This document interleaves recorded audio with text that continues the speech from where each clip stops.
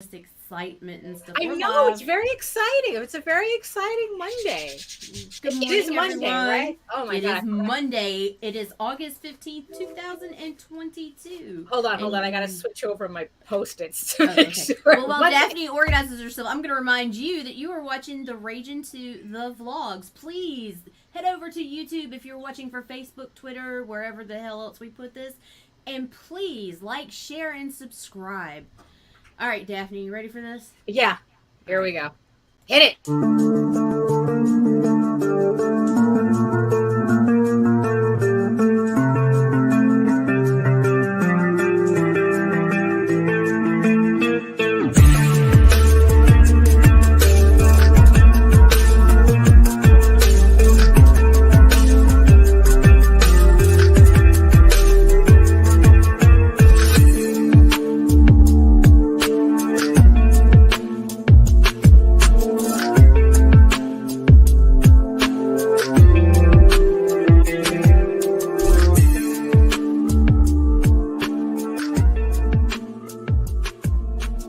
Infamous gunslinger Desmond Gibbons, better known across the Wild West as the Cactus Kid, comes to the sleepy town of Clarkson.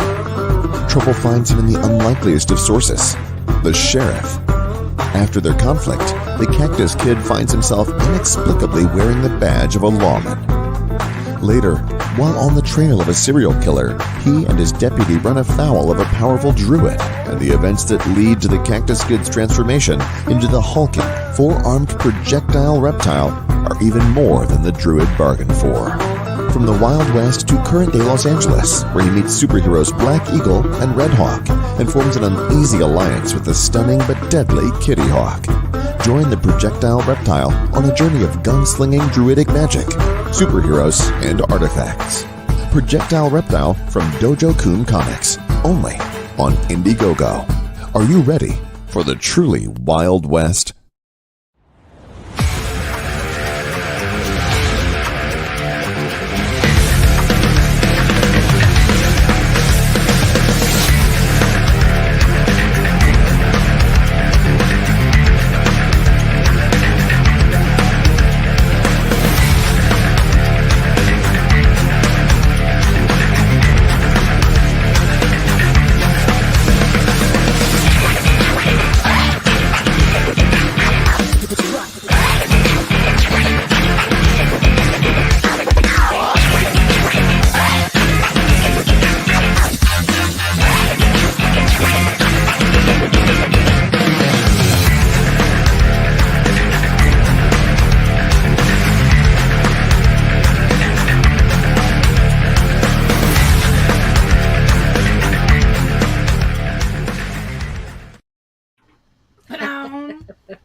That certainly wakes everybody up. Good morning, Daphne. Good morning, Nita. Oh my God. Yeah, but yeah, you were right. Has been a very exciting last couple of days. I don't know. It's like something we're ramping up to something and we don't know what yet, but I don't know. It's like you ever get that feeling that we're kind of on the cusp of something, but we just don't know what. Gotta have that breakthrough to figure out what exactly it is. Right. Yeah, that's what it feels like. We're about to It's like, am I taking a really big dump or am I giving birth to a beautiful baby? Why not both? I've heard the stories. TMI for everybody this morning. No. Oh my goodness. So welcome everybody to another episode of the Rage into the Vlogs show on the newly named, well, kind of like we tweaked a couple of things. Well, yeah, because we've been talking about rebranding. Why don't you introduce yourself and then we'll talk about that's true. Yeah, before I get all distracted. Squirrel! So, hello, my name is Daphne Lage. I'm a cartoonist, illustrator, and comic book artist from New York. I have been self-publishing comics since 1992, and I am known for the funny animal fantasy adventure, Tall Tales, which I am still currently shipping out books from the last Kickstarter. I'm trying to get everything done in this week, because I am also known for my medieval fantasy soap opera drama, Eager Raven, Heir of the First Unicorn, which is exactly 7 days away from launching. Next Monday on this very show, we will be launching Eager Raven, Heir of the First Unicorn, Volume 1 on Kickstarter. And oh boy, is my stomach turning. I don't know. I just get more and more nervous as it gets closer. So, but in the meantime, you can read both my comics online at Tall Tales, TAILS online.com and egoworks.com. Everything in the show notes below. EGOWRKS if you're listening before you can check the show notes later. You can also check out all my videos on how I make my comics on my YouTube channel at Daphne Lage, Lage Art, which also simulcasts through the Ragin 2 network. So make sure that you like, subscribe, share, definitely hit the subscribe button, definitely hit the notification bell so you get notified whenever any of our shows go live and you don't miss a thing. Nita, your turn. My name is Nita Lanning. I'm a writer, vlogger from Southeast Louisiana. I am also the CEO of the Ragin 2 Network. Now, what is the Ragin 2 Network? The Ragin 2 Network is the umbrella company for umbrellas.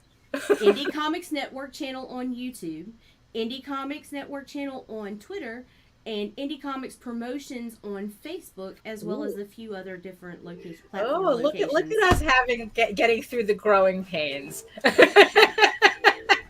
So yes, so we are here for all of your indie comics needs, you know, and yes, and let's say hello to everybody in the chat, our very sexy chat. Oh, Marby is in jail again. Did Facebook go after you again? Are you in Facebook jail? Of course. Yeah. The loyal ginger Mike Jimmy. Oh, of course. Hello, Mike Jimmy. Yes. Selling. Yes. Mike Jimmy, the official distributor for Tall Tales and the Oswald Chronicles on the European continent. By the way. Good morning, Pops. And hello, Pops. Yes, I know. Funny. Facebook is throwing everybody. Oh no. We got you into trouble? We need to know what happened. Because we were talking about Arthur. Oh gosh. No, we weren't talking about Arthur. We were Arthur. Of course we do. He's my first cousin. Hey. We were discussing a question that Arthur had brought up on Facebook, and we decided to expand on that conversation. Quite controversial one. To be exact. So if you missed out on Friday's episode, you can go back and check out the replay. I did notice that when you were showing off the comic. Know, right? Yeah. Yeah. Wow. Whoa. Big 83. Yeah. It's supersized Tall Tales. Only available from fairies and ents. Yes, and thank you for the 8 people who are watching us from regions beyond. I know you probably have your reasons for being shy and not coming in here and joining our sexy people in the chat, but that's okay. We're glad you're with us and hope that we can provide you of an entertaining hour of indie comics spectacular. Whatever. How many times are we gonna say indie comics? Maybe if I comment. We're just getting used to the. It's like because like I said, we did like you said more. We did a couple of little name changes around. So now it's like we're the Indie Comics Network. So it's just like that. Right, exactly.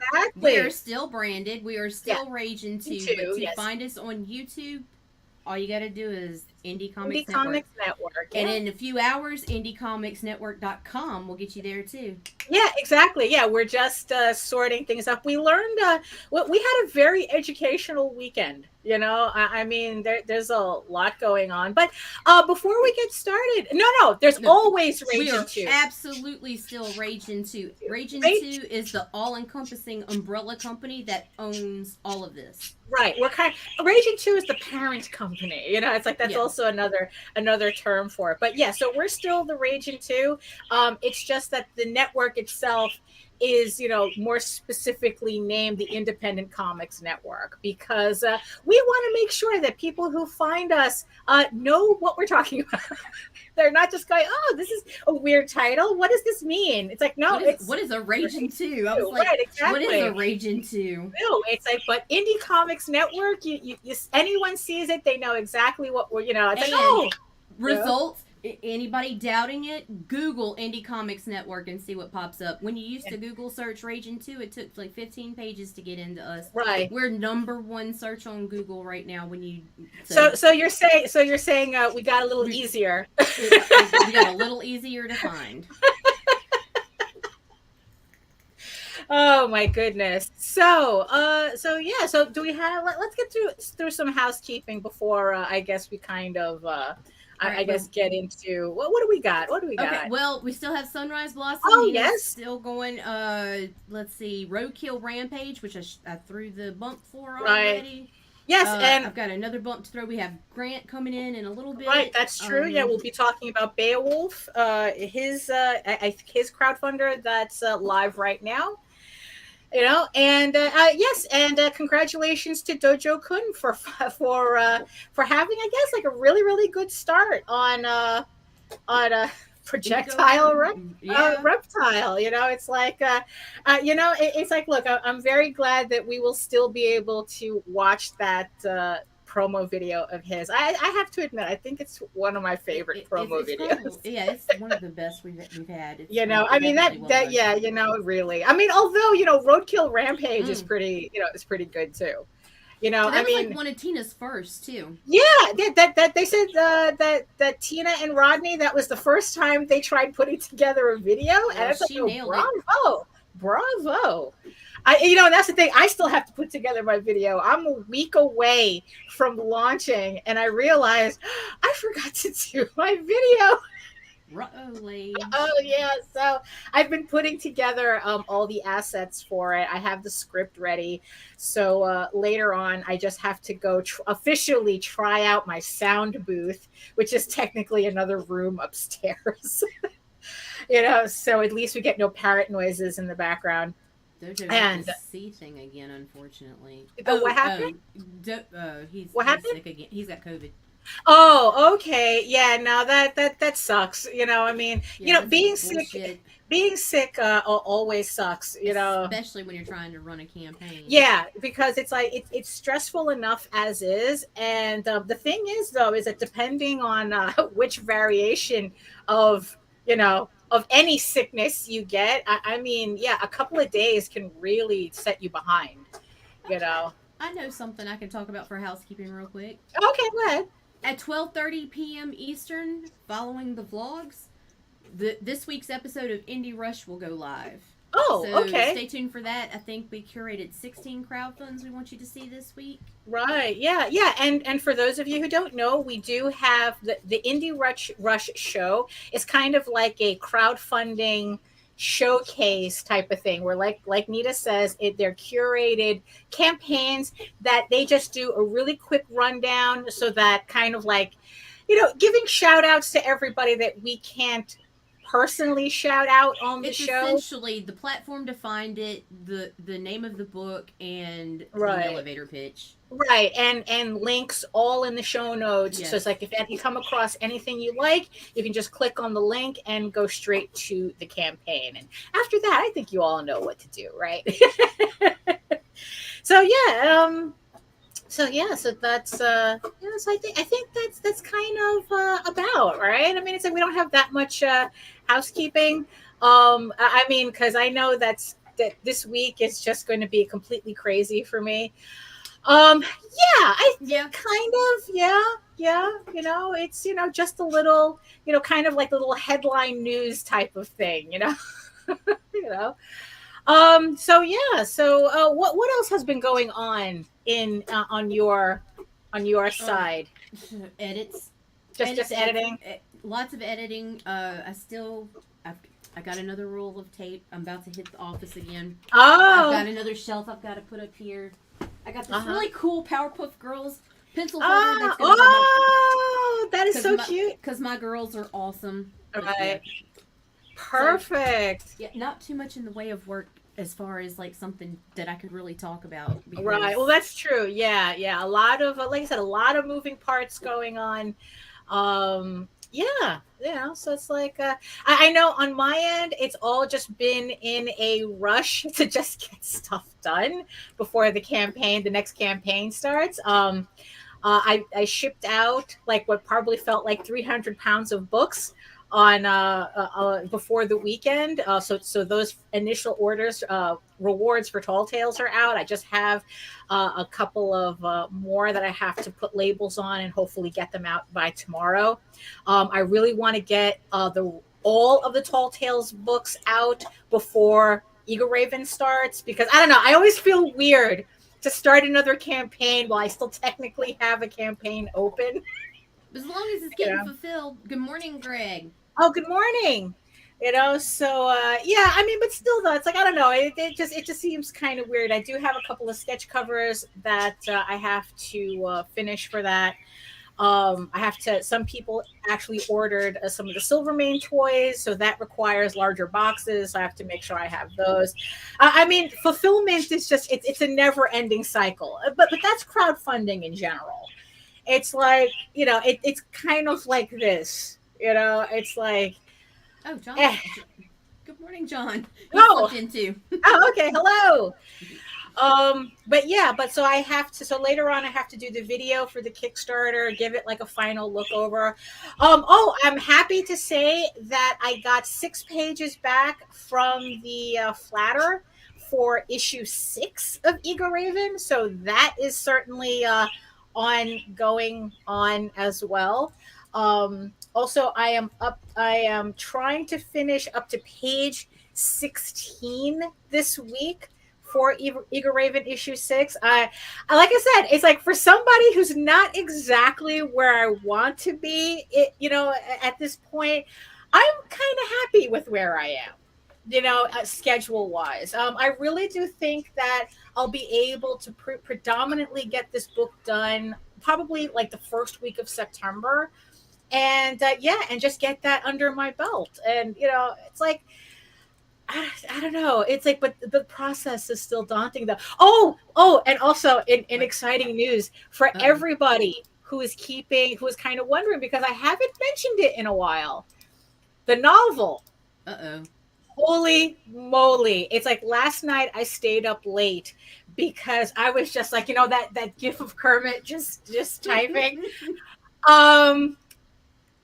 So I am at like the butt end. I am just at the butt end of the climax of the book. And it's like, I am what's just your like, word count? Where you at? Oh, the word count is 58,808 right now. And I am just at the butt end of that. And I gotta tell you though, writing an exciting scene is definitely different than drawing that exact same scene. Yes, exactly. We're so mature here. Exactly, because we're all 12. It's like, look, we wouldn't be in comics if we weren't stunted in some way. Right. That's exactly. Well, no, because that's kind of how Tall Tales started. That's kind of how Tall Tales worked. Eagle Raven, I had like some kind of semblance of how I wanted it to go with the 15 issues. But with the novel, I really, really kept it strict. Like I said, I had my bullet point list. So for those of you who don't know, I am currently in the middle, almost past the middle of writing the novel continuation of the main series, which is 15 issues. And then this novel pretty much just continues Eagle Raven's adventures, but it's going to be an illustrated novel format instead of comics. I was talking to JD about this, and it's like, it's just really funny because one, doing the story as a comic was just kind of not feasible for me for the amount of stories that I still want to get to. And at the same time, if I did it as a comic, it would be a completely different story than what I wanted to tell as a prose novel, which sounds weird, but that's how different the two mediums are. It's like that a comic has is a visual. I mean, technically they're both visual languages, is because we're using our eyeballs to look at it. But with comics being predominantly a visual illustrative medium, it has a different set of storytelling rules than writing prose. And what I realized with this novel is that what I felt was the real story in the novel would not translate as a comic.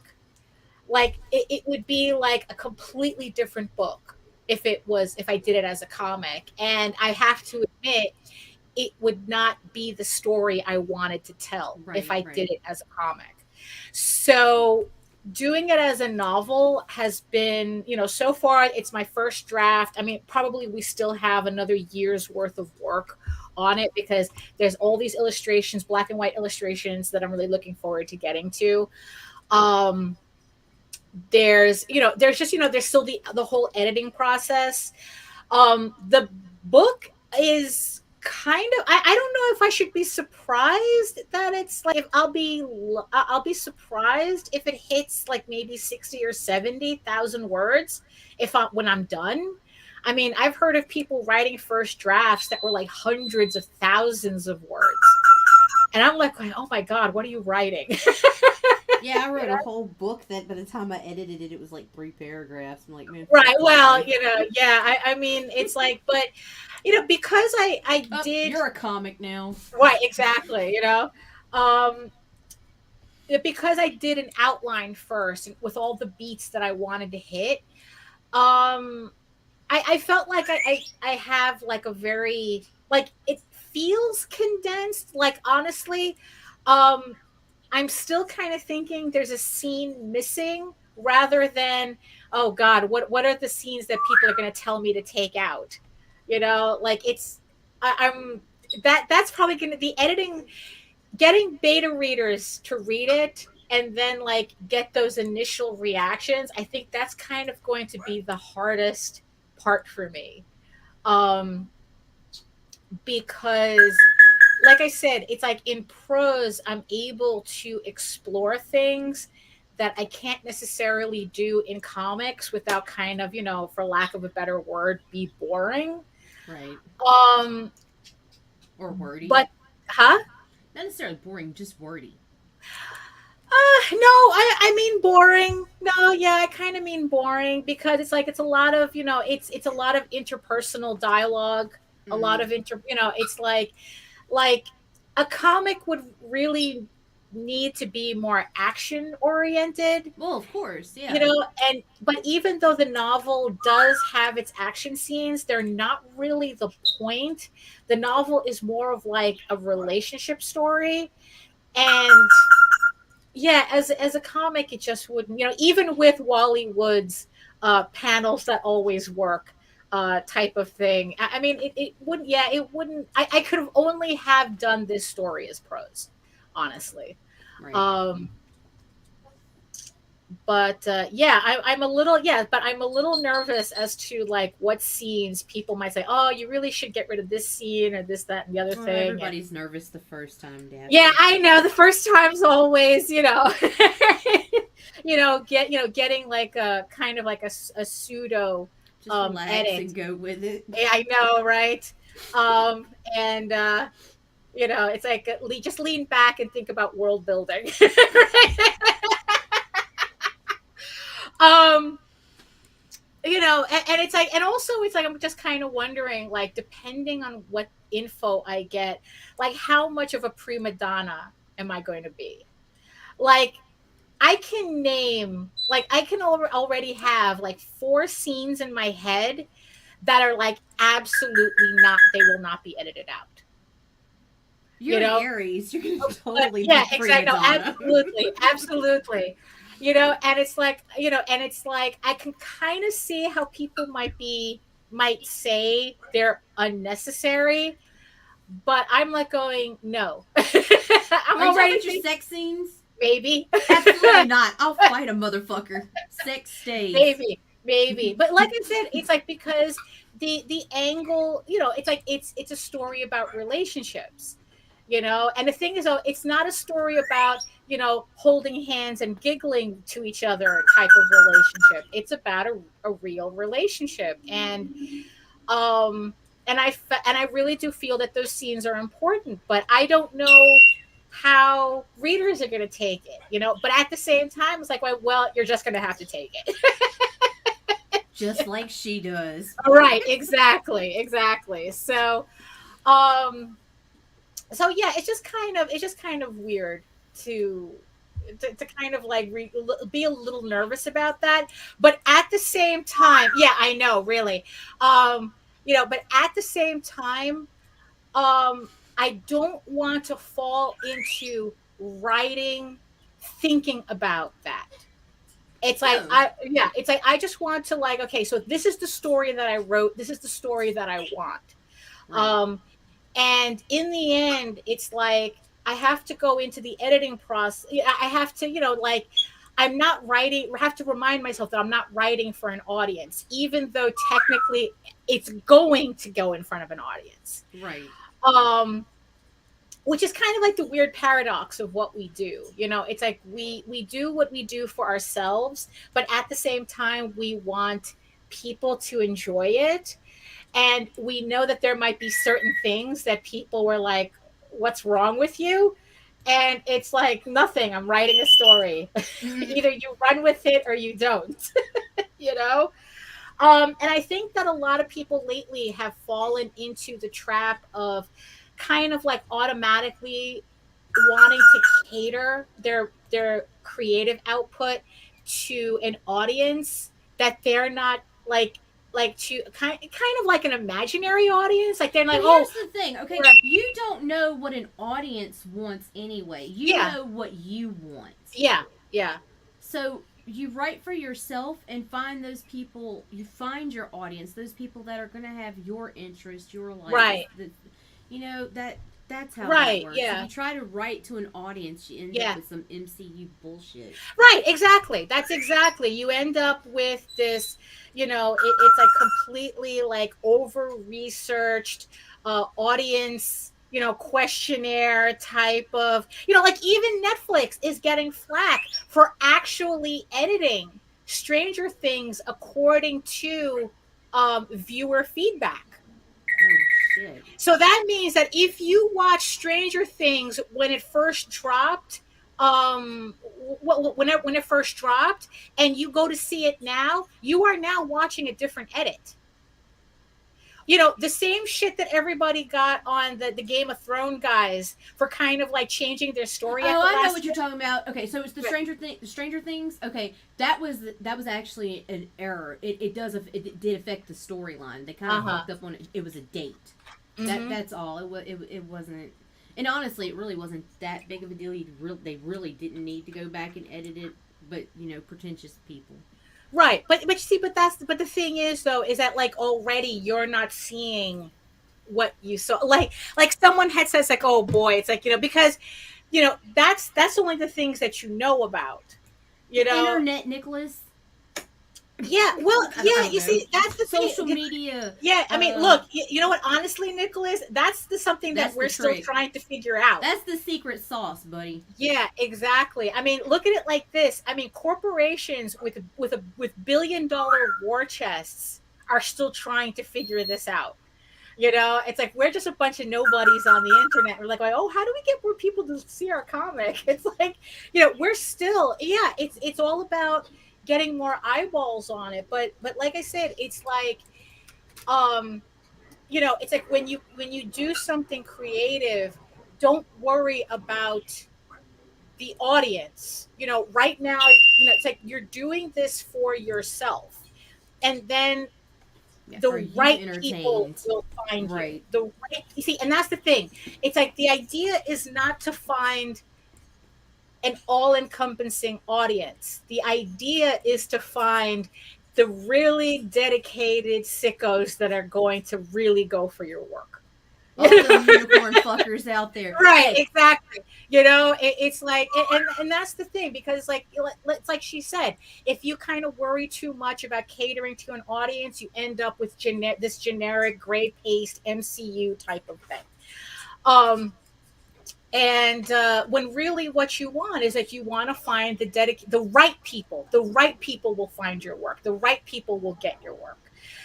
And yeah, so in the end, I'm a little nervous about my beta readers, but you know what? If they're the right people, they will understand what I'm doing. They will understand what I'm got writing. the right people. You know, so on that, so I'm gonna leave it at that. So yeah, so let's Grant in here. Let's show Poor some Grant. love, and then He's such a mild-mannered guy. We're bringing him into this shit show. All right. Oh, we'll be fine. We'll be fine. I'm worried about him, Daphne. Fuck. Oh my gosh.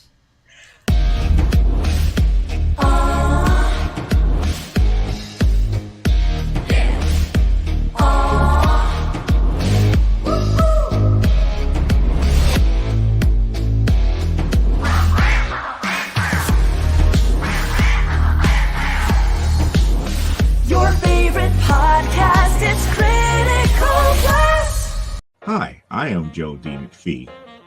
I am the host of From the Desk of a Small Press Publisher, and I want to cordially invite you to watch our show Saturdays at 9 p.m. Central Standard Time. On our show, we will have different guests as well as talk about the comic book industry and pop culture. And every so often, I might actually do a drawing session or a 3D rendering session every here and there. So once again, I want to invite you to watch From the Desk of a Small Press Publisher right here on the broadcast channel that you're looking at, whether it be Facebook, YouTube, or Twitch. Hope to see you there, and make certain that you catch From the Desk of a Small Press Publisher at 9 p.m. Central Standard Time. Thanks.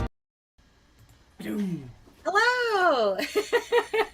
Welcome to the show. You know, as we vacuumed, we put the HEPA filter on, so we're good to go. So yeah, so why don't you introduce yourself and tell everybody who you are? Oh, you're muted. I always do that. So do I. It's cool. I even when I remind myself, okay, don't be that idiot. I still do. Look, it's either you mute yourself or you accidentally kick yourself out of the stream. Either one. That's my favorite. Yeah. So I think I'm pretty sure everybody in your chat probably already knows me. My name is Grant. I do a comic book called Beowulf.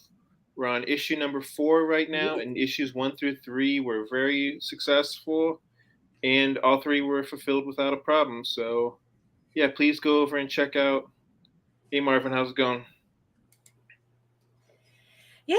So yeah, links will be in the show notes to the campaign. So wow, so you're already on issue 4, Right? and yeah, I mean, did you think that you would get this far? I won't lie to you. If I had known before I started doing this comic book how much work it was, I probably wouldn't have started. Oh, Not so much the actual comic book, but how much work goes into like the promotion and stuff, which I'm sure you guys both know because absolutely, you guys promote. Hey, Yes. Yeah. So Marvin and Heroinberg are both fellow Pittsburgh creators. I sometimes share a booth with them at conventions. Thanks, Mike, cool. for sharing my Kickstarter. Well, that's good. That's good. Yeah, the sharing booths as cons is especially the way booths go for. You know, that's always a plus. Now the thing is though, so now I guess with issue 4, now so you're saying that if I understand correctly, that so the promotion is what you find the hardest about it. I mean, I'm not saying that making the comic books isn't hard work. Right. Yeah. It's also that's more my personality. I feel like coming on these shows is like Nita said, I'm a mild mannered guy. Like coming on these shows is not my um I think you've said in the past, I've heard you, Daphne, say that one of the things that's hard to learn when you're just start out being a comic book creator is that to a certain degree, if people like you, they're Yeah. gonna like your comic book. Yeah, yeah. And yeah, and I think you said that was a hard pill for you to swallow, and it's been a hard pill for me to swallow too, just Mhm. because I don't know. I feel like that's something that a lot of people don't talk about. It to a certain degree, you can get people to buy your comic book if you have like there are certain comic book creators who have almost like a cult of personality. Yeah. Mhm. You know what I mean? Yeah, it is kind of a hard pill to swallow. I mean, it's like the fact that, you spent all this time world building and putting together this book and putting like your heart and soul into it, and then like realizing that it's like, because we always think that's like, kind of like build a better mousetrap and the world will come knocking to your door, and you kind of realize that it's like, no, it's not really about building a better mousetrap. It's actually being able to sell the same mousetrap from before, but with more enthusiasm. Right. And well, I think a big problem is my thing is I would rather communicate with people through my comic books. Yeah. Like that's why I became an artist, because I don't really like socializing and I don't like to use my words. Look at my pictures. exactly. Yeah, no, it's like JD kind of has the same problem. It's like he keeps talking about, read the book, read the book, read Right. the book. You don't have to talk to me, read the book. But the thing is, though, it's like, yeah, especially in this this environment that we're in, where it's like everybody is online, practically, almost terminally so, and it's all about like connecting. Like we become kind of like micro celebrities, Right. kind of like, I'm Micro dreaming big, Daphne. celebrities, I would say. right, Y'all gonna have my new pinups on your wall in no time. there you go. Yeah, it's like, we're gonna, put out like workout tapes and things, it's like whatever it takes, right, to get Right. to get an audience. And yeah, and it's like that is, especially it's like, so you're on issue 4, Right. and and the thing is, a lot of creators don't even make it that far, Right. and A lot of creators don't get to issue 1. yeah, for real, it's like even back when we were publishing back in the day, like when issue zeros were all the rage, right? It's like people would be like going, well, how do we know you're gonna make, how do you know where you're going to make it past issue 0? Right. Yeah, I mean, I don't know if you guys get emails from like potential comic book creators, but a lot of people send me messages and they say, how do you get started making your comic book? And and sometimes I check up on them, and honestly, like even 6-7 months after talking to them, they still haven't even started working on their comic book. Right, yeah. And I want to grab them by the shoulders and shake them, you know what I mean? Well, but that's what it is. I think that's also part of the problem that we face as creators, is that for some reason people look at what we do as easy, and all they want are shortcuts, and it's like, no, there are no shortcuts. It's like, how do you start a comic? You start a comic, you start drawing, you start writing. It's like, how do you write a novel? You start it with your first word, and it's like, and I'm already at 58,000. It's like you have to start. I heard you talking about your novel. Like, wow, that's a big commitment. It is. It's actually the reason why my schedule is not the way that I originally intended, because it was one of these things where it's like that. Oh, so that's the thing. So when you necessary detour. Yeah, it was a very necessary detour. But like when you were planning your books, are you a planner or a pantser? Like, so did you plan out to be up to issue 4 by this point, or did you like, I'm just gonna start doing it and see what happens? So do you mean as far as like the release schedule, or do you mean like the actual writing? Yeah, probably the whole thing, the whole process.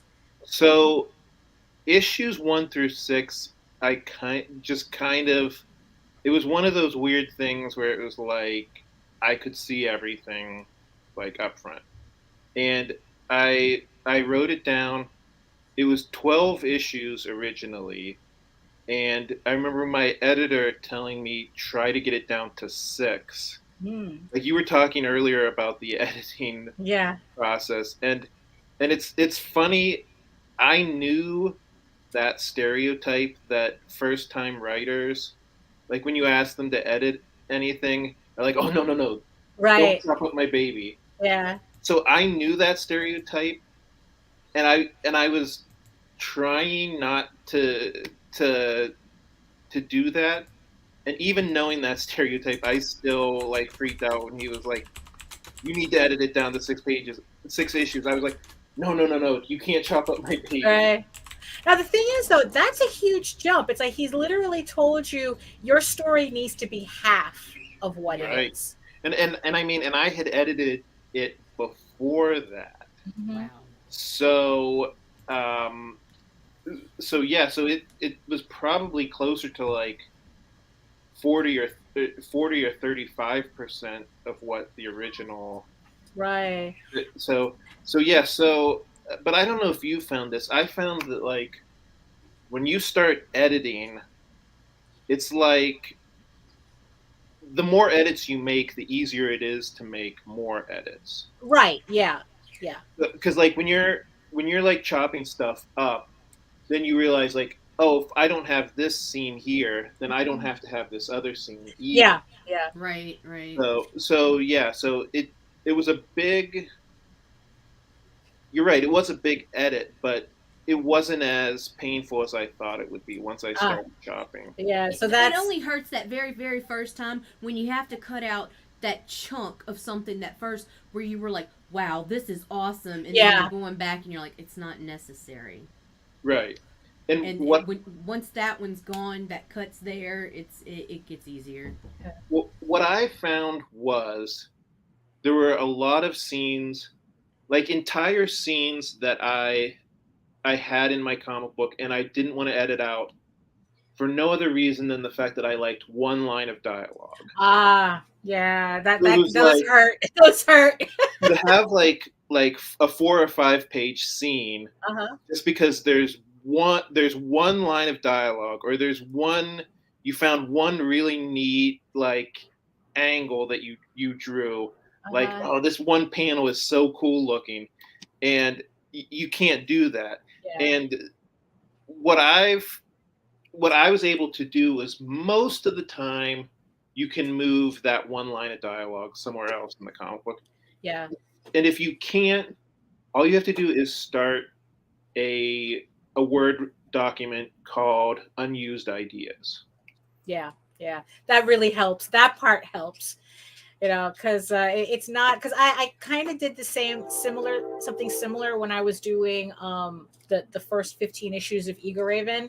I had a lot of little scenes that in the end I had to cut out because it's like, as fun as they were, they really didn't fit the main story at all. Right. So what I did was I put them aside.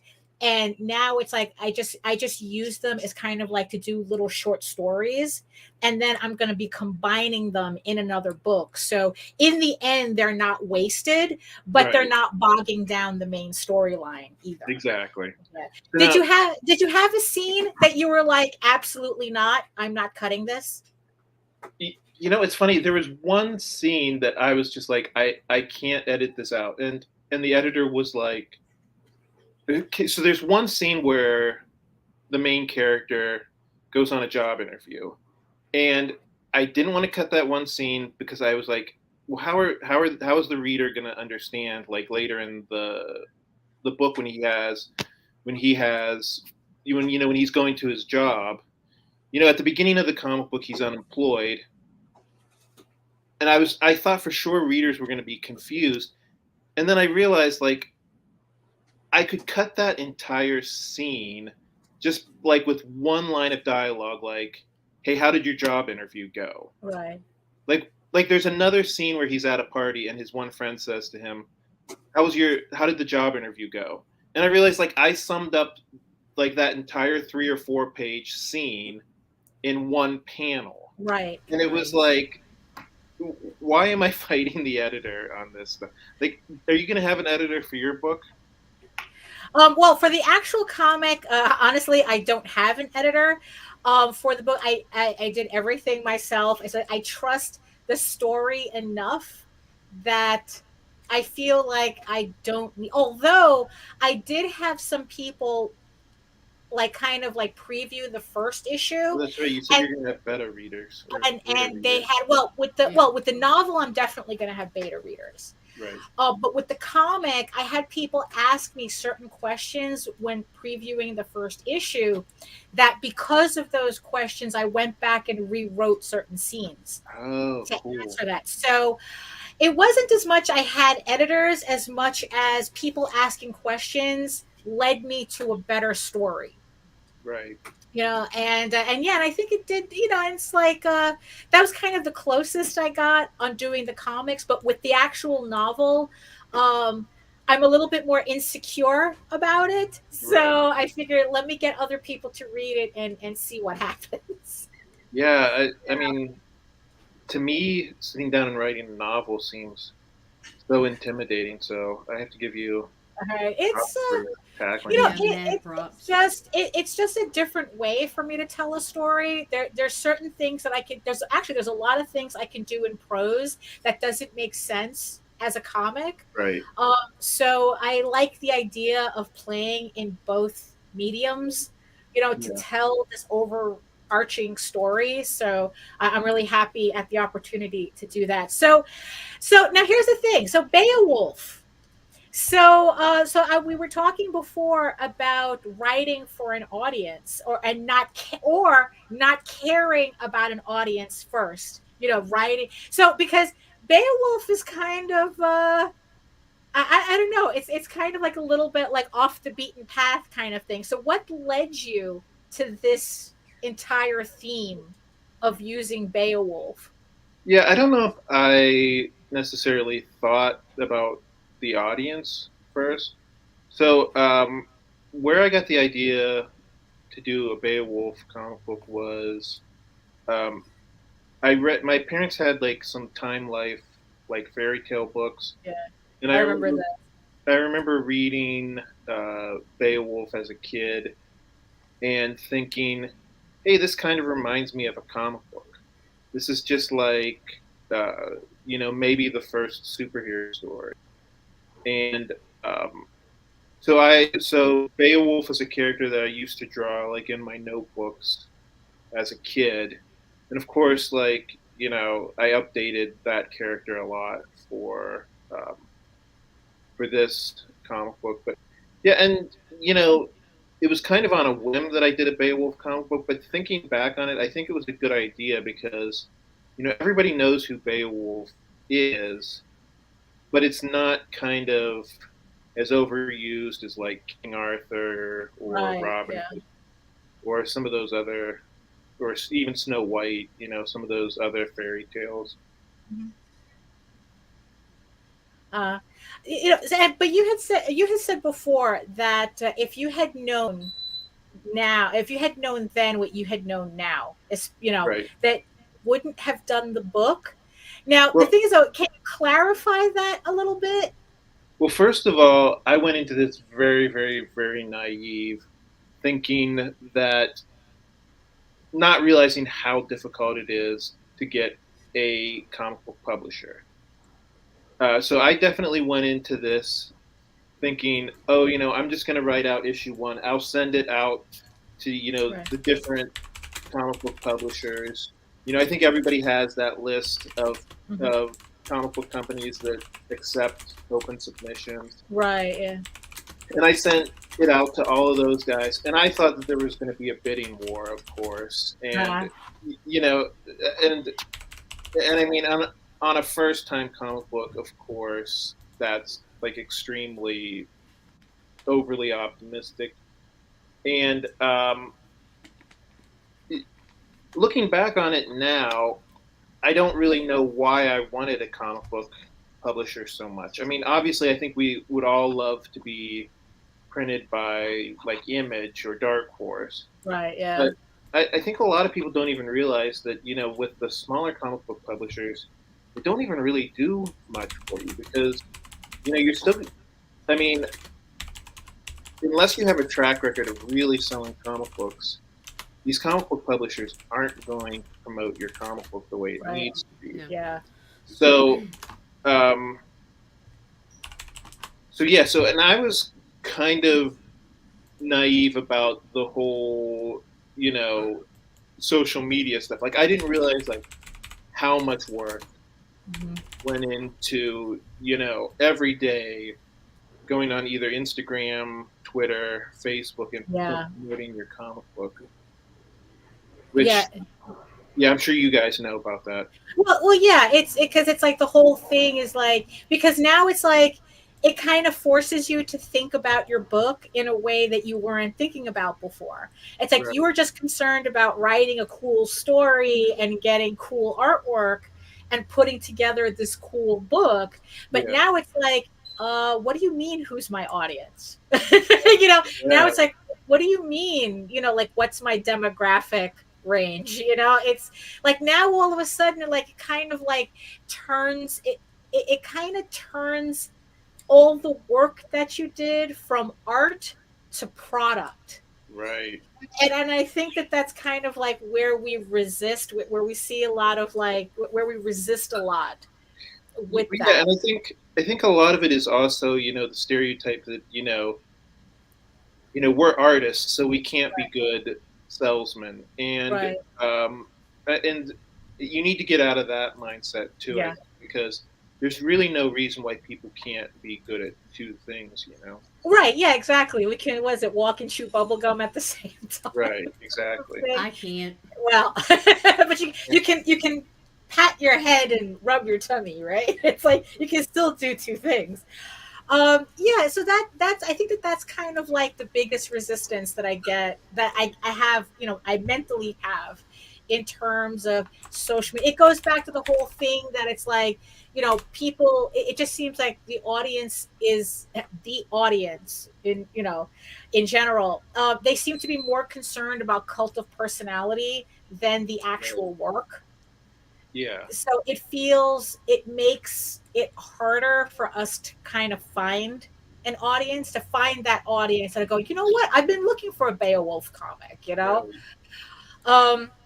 So you had said that this series is 6 issues? Right. Yeah. It's gonna, so this storyline is gonna wrap up in issue 6. Mm-hmm. I don't have plans for what I'm gonna do after that. I just know that I'm going to do something after that. Right. And, you know, because the comic book involves reincarnation, I should probably say something, explain like of the storyline at least a little bit. Well, I mean, we can play the video if you want. So go ahead. Let's go ahead and play the video and give everyone that overview. Hey everybody, I'm back to talk about Beowulf number 4. Oh, Father, let's stop beating around the bush. We both know people are just here to see me. Beowulf is an adventure that spans centuries, and as good as issues 1 to 3 were, issue 4 is the best yet. If you read any of the first 3 issues and liked anything about them, you need to read issue 4. Issue 4 has more emotion, more action. What if you haven't read issues 1 to 3? Well, the trailer should catch you up. Hazel always knew there was something special about her cat Mooney, but she's still shocked when Mooney opens his mouth to tell her he's just had a vision. An ancient evil has awoken after centuries of sleep, and only one man can stop it, the legendary warrior Beowulf. Unfortunately, it's been over 1,000 years since he slayed a dragon, and he's been reincarnated as this guy. His name is Victor, and he's more unemployed millennial slacker than mighty warrior.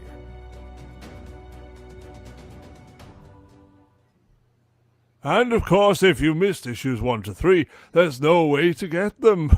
I jest. Of course you can get copies. There's a catch-up tier, or you can just get individual issues as an add-on after you pledge for issue 4. So are you done talking about Beowulf number 4, Mooney? If that's not enough to get you excited about this project, I don't know what more I can say. Enjoy the comic book. Don't worry, Mooney got lots of treats after his big day of filming. Here's a photo of him and his best friend, Stitch, relaxing afterwards. There you go. Beowulf comics and cat pictures. Exactly. Trust me, I know. So you were talking about the audience. Yeah. That was something that I didn't plan on, but I mean, obviously everybody loves cats. So. Right. There you go. So, Yeah. I mean, yeah, the video, it has always, the Kickstarter video has always been a weird thing where it's like, I've always been told that, you know, like, you always need a Kickstarter video, but not because people actually want to watch it. Like, they want the option of watching it. But, you know, I mean, it's just kind of, you know, weird. So might as well just, you know, play around with it when you can, right? I know what you mean, because like when I look at other people's Kickstarters and they don't have a video, yeah, you're kind of like, why didn't they take the time to do a video? Right, yeah. Are they going to be lazy when it comes to like the fulfilling too? Well, that's a good point. That's a good point. That's a good. Well, for some people, it comes down to financial resource because they don't know how to properly edit videos. Yeah, and I kind of get that, but there's people on Fiverr, bro. Always Right. have a video. You know, always. I mean, because in our previous interview with Mark Torres, I mean, he was actually pretty clever with his video. It had like this whole Channel 13 pledge. He was long-winded with it, though. Well, yeah, but you know, Yeah. but that's, you know, it's like that's kind of the thing that we all learn on the job. Right, You know, no, kind for sure, of. for sure. Yeah. It's his first. He's Yeah. a virgin. I get it. yeah. I think my videos like 3 minutes, and I feel like even that is kind of like, it's like right on the border of being too long.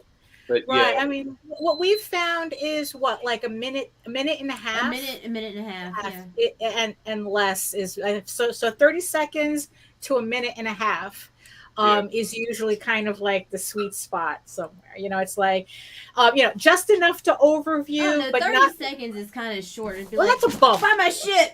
Yeah, Alright. I mean, Yeah, I was gonna 30 say, seconds is a bump. It's a commercial. Yeah. 30 seconds you'd have to be like the Micro Machine. But Yeah, 45 seconds to 90 seconds is generally optimal, and it really works out in your favor because then a lot of times podcasters will ask you for your MP4s and they'll Right. throw your bump regularly. Right, yeah. You know, So- I always do both. It's like I do Right. the full minute and a half ish version, and then I do a 30-second version to flip this use for me, as Nita. bumps. Yeah. Huh? Then split this for me. Yeah, exactly. You know, because it's a commercial. You know, in the end. So Beowulf issues 1 through 4. So as the cat said. So do as the cat say. Pick up issues 1 through 4. The links are in the show notes below. So it's 1 through 4 of a 6-issue limited series. Are you planning to do a collected trade afterwards? Yeah, I think that sounds fun. I mean, I'm always gonna sell the individual issues because Yeah. you know not everybody feels like spending $25-$30 on Yeah, it. I've learned that too. Yeah, I thought that I was like being clever by phasing out all the individual issues, and then I literally had people contacting me going, "Can you keep the individual issues, around? Because I like those better." I was like, "Okay." To me, when I'm walking around a comic book convention and somebody has a booth and they're like, "Yeah, buy my $25 trade paperback," Right. and I'm like, "I've never heard of you before. Like, Right, yeah. I don't want to spend $25." But if they're like, "Here, spend $5 on issue 1," Mhm. and then I can kind of take issue 1 home and read it and decide if I like it or not. Right. To me, that's a lot more appealing. Right. Yeah, it gives Nita? Can I be the marketer for a minute? Oh yeah, sure. Go ahead. Go This ahead. is going to be a real asshole move. Uh-oh. But in the future, if you are creating floppies and someone asks you, are you planning on doing a trade in the future?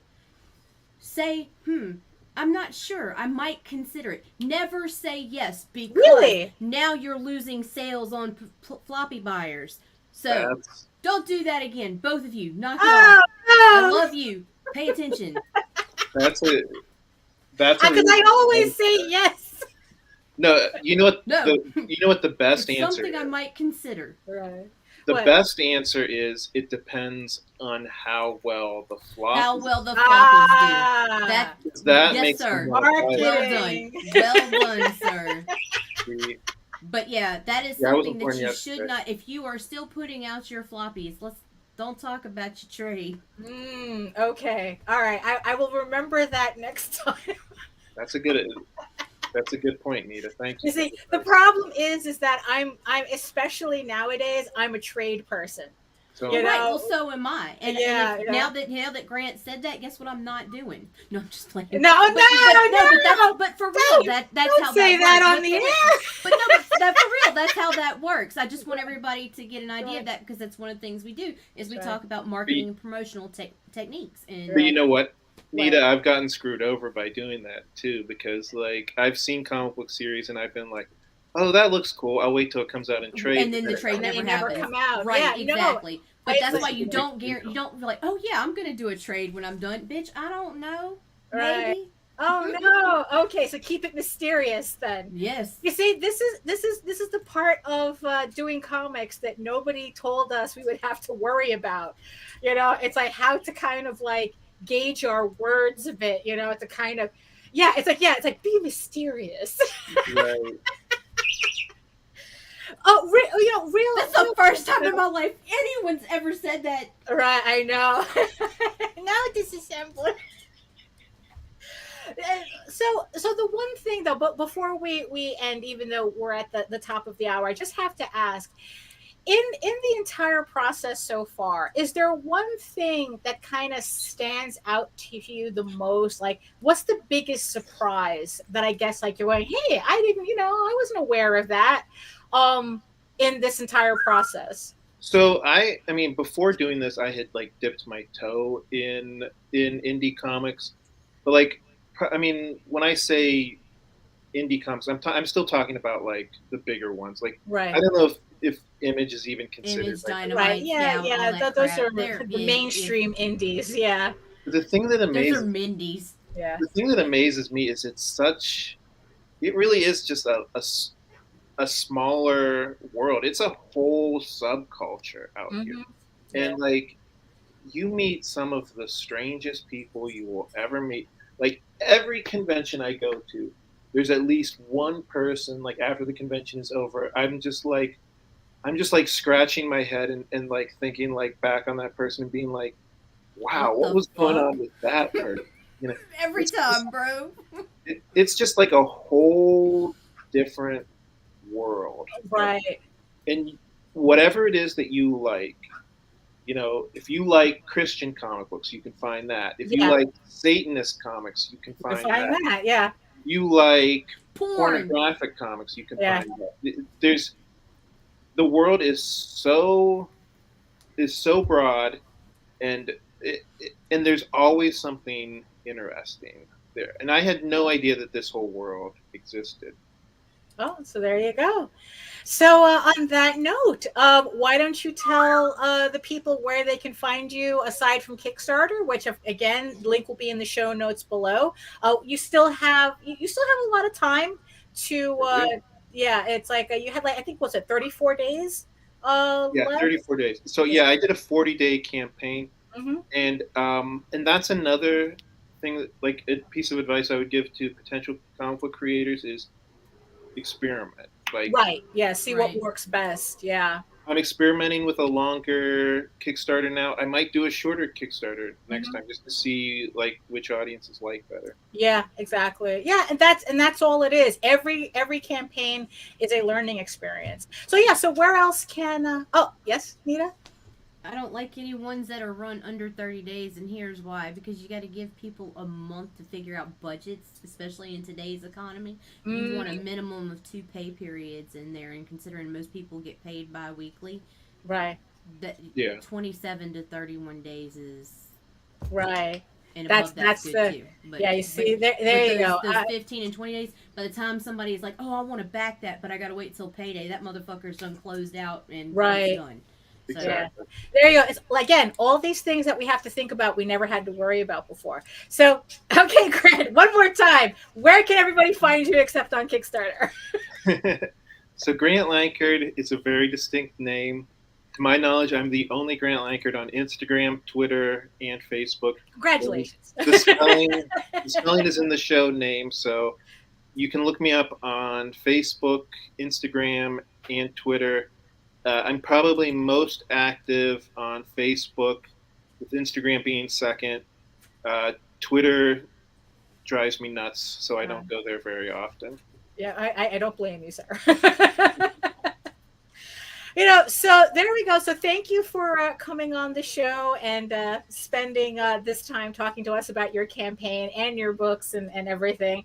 So, Nita, do you have any final words about anything? Or somebody said I was right. Ah! There you go. So there you go. So everyone tell Nita that she's right. I wanted to tell you one more thing. The very next comic book on my to-read list is Tall Tales. So. Oh, thank you. There you go. Dude, you're gonna love it. Thank you so much. I hope it meets your expectations. I'm sure it will. Right. So, Nita, why don't you tell everybody where they can find you and tell you are right. You can find me on YouTube under Indie Comics Network. You can find me on Facebook, Indie Comics Network. You can find me under Indie Comics Promotions. Anywhere you see the Ragin 2 banner, I am there. Right, there you go. Yes, and remember that the slight name change, but it's all to make it easier for everyone to find us. So brought us up 14 pages in Google overnight in less than 1 hour. There you go. So, and if you want to learn more about me and my comics and pick up some free PDFs, you can head on over to my main portfolio site at egoworks.com, EGOWRKS, where you can find links to all of my galleries and social media sites, but I mostly post to Facebook. You can also check me out here on YouTube, where I stream through the Ragin 2 network. And also on the main website, you can read the first 5 issues of Eagle Raven, Heir of the First Unicorn in its original black and white format. But if you prefer your fantasy to be more of a Lord of the Rings type of adventure, you can follow the link to Tall Tales, TAILS online.com, and read the first 20 issues of Tall Tales for free. And like I said, I hope everybody enjoys the ride that we presented everybody with these books. And to get your free PDFs, don't forget to sign up to our monthly newsletter, where not only do you get free PDFs, but you also get regular updates about our current and upcoming crowdfunding campaigns, which, there's still a bunch of them because, JD just loves to launch campaigns. So if you don't want to miss any of our books, sign up and you'll always get notified. So on that note, I want to thank our guests. I want to thank everyone in the chat for keeping it busy, keeping it moving. I want to thank the 7 people right now who are currently watching from Regions Beyond. Thank you for sticking with us for the hour. And there we go. So here we are at another Monday, another start of the week. I hope everybody has the rest of the week as productive as ours is going to be, definitely. So thank you again. And from the words of the ancients, eat your food, moisturize, mind your business, and do the work. Because when you actually do the work, you never have to fake your accomplishments. See you next time. Bye. Bye.